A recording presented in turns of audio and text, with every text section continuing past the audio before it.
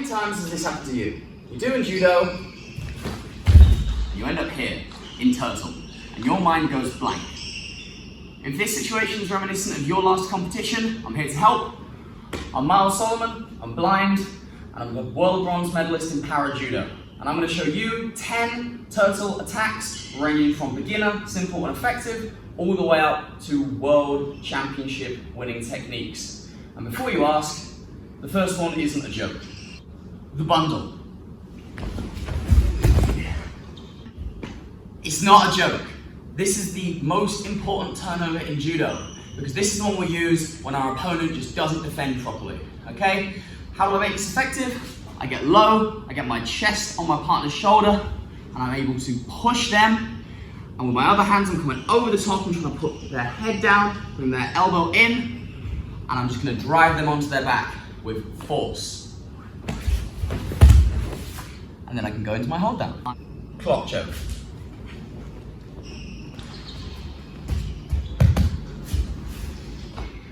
This one's a really simple one, koshi-shimi. I'm going to put pressure on my partner. This is going to be a theme throughout this video. I'm going to open out their collar and my hand is going to slide in. I'm then going to take my other hand, put it anywhere along this side of him.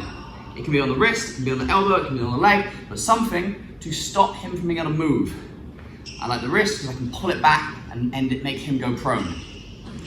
I'm then going to begin walking around. I'm going to flex my wrist. As soon as I flex my wrist, he's going to end up tapping. A little bit extra here. If I get to here and he's not tapping, maybe I'm not doing it right, I can bring my head down. And if I can get it all the way to the floor, there's no way he's not going to tap. The back take.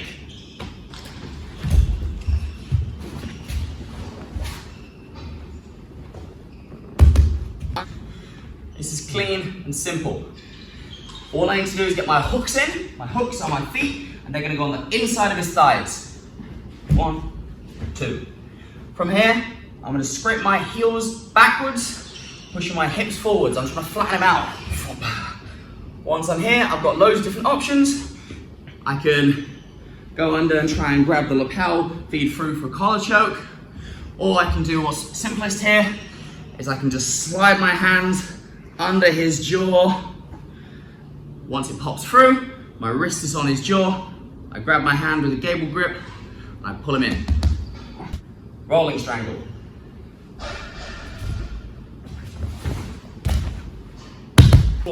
With this, once again, this comes from usually when they've gone for some kind of drop tsunagi or I'm still holding their lapel. I'm going to open them out so that there's space here for my leg to go through.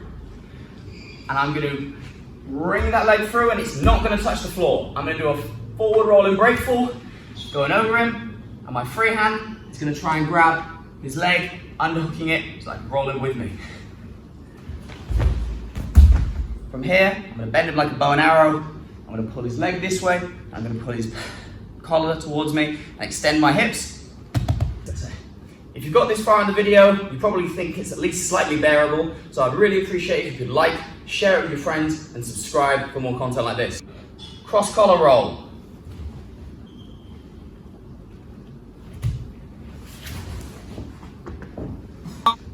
Now it might be difficult to see, but what I'm doing is I'm taking my hand that is closest to his belt, it's going under his arm, and he's grabbing the lapel. So I'm holding it with fingers in. Then I'm taking my hand close to the head, fingers in behind the head. I'm then going to roll to my side, pulling him onto me. It's important that I keep my leg that's closest to his hips between me and him or on him so that he's not able to pass me. But I'm going to roll. And there's loads of different finishes from here. Some people prefer to bring the hand a bit further down to the side of the neck so they can push with their fist. Some people prefer to roll all the way and end up in a hold down.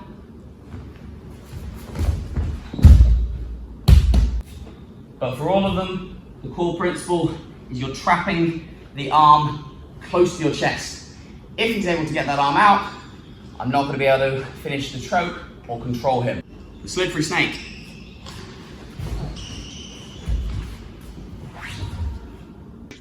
This looks simple, it's a bit harder than you think. I'm going hand on the lapel nearest to me. I'm then going to go over him and my arm is going to shoot under his arm, around his head. I'm going to pull him onto me as this happens. Notice I'm pulling him onto me. I'm going to try and extend him so that my arm goes around his head. And from here I have loads of finishes. I can either just roll and hold him down, or my preferred way, you can finish with the slippery snake strangle or an Ezekiel, where we go through. Maybe he tries to face the floor a bit more so that I'm not able to get him all the way over, but I've managed to get my hand all the way through. I let go of his lapel, grab my own sleeve, pull it down, and I'm going to put that at the side of his throat and extend. The keyhole.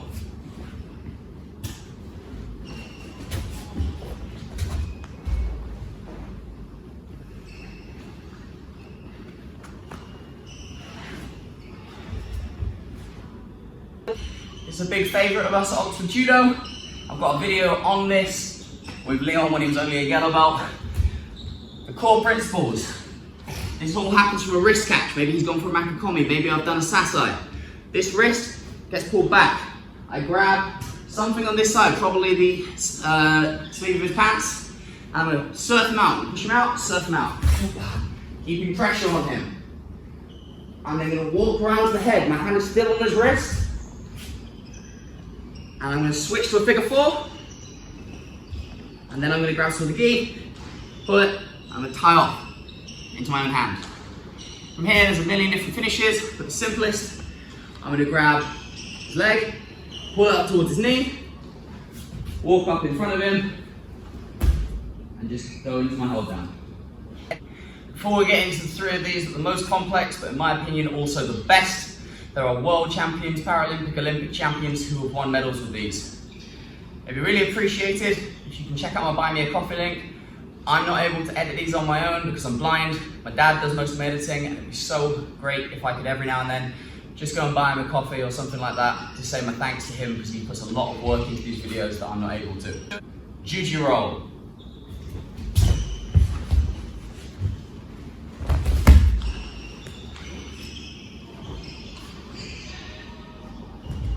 This was done by Neil Adams in the semi-final of the Olympics just before he won his silver medal. The core principle of this attack is getting to this tripod position where I'm controlling him with my legs. All of his body is controlled with my legs. There is tension all the way through. From here I'm in control, I should win. I'm then going to take one of my arms, put it through his arm, and grab my gi. There's different finishes, whether you go with the arm that's by the head or the arm that's by the legs. I prefer this way because I like the roll. So I'm going to put my shin on the back of his head, I'm going to grab the pants, and I'm going to begin rolling. Lift him over, keeping control the whole time. Leg goes over the face. There's a million different ways of stripping this hand. The easiest is just lean towards the head, pop it off, and then we finish by controlling the arm and lifting the hips. Sangaku roll.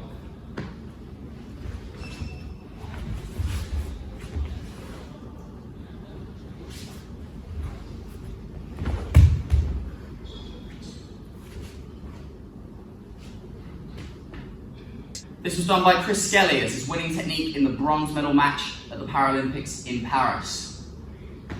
There are lots of different versions of this, but I do the version where heel comes behind the arm, attaches to the knee. I then fall to the side that my knee is down, and I kick through. I switch legs. My foot goes behind my knee. I then readjust, grab my foot, extend out, get that really nice and tight. I come up, I walk over, and then I tie off by grabbing the arm, grabbing some kit. To finish the choke, I grab the sleeve, Readjust my legs again, and squeeze. I'm going to hopefully do a big series on that technique because it's my absolute favourite waza technique, and I'm going to break it down for you at some point. Leave a comment if that's something you want to see. Fallon roll.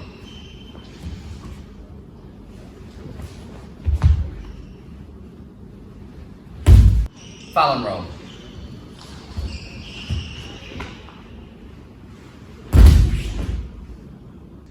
This is a British favourite from everyone in British Judo, done by Fallon in the World Championships, in the European Championships. Throughout his whole career, he was an absolute god at this technique. I grab the belt, I grab the collar. My foot closest to the belt goes inside. I push into him. As he comes back towards me, I sit and I pull him onto me. From here, the handles on the lapel goes under, grabs the belt. I'm still hugging him to me, I'm keeping his arm trapped against me. And then I'm going to roll. Kick him off. I'm going to hold him here. With this, it's really important that you pull your partner onto you so you are fully in control of their hips and their torso. So one more time, foot goes in, lean in, I pull him onto me. Hand comes through, grab the belt, hugging him into me still. I'm going to kick him over with the far side butterfly hook, and then I'm going to hold him down. That was 10 turtle attacks. Let's recap them quick. 10 turtle attacks done quick.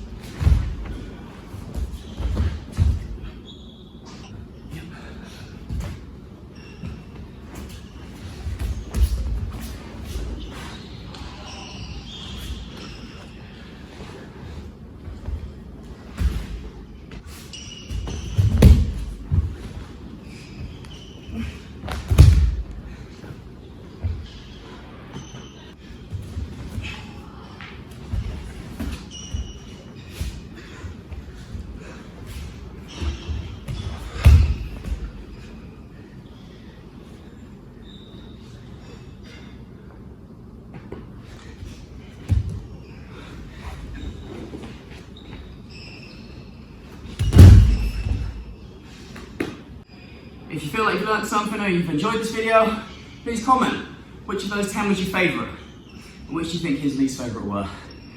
This was harder to film than I thought it would be.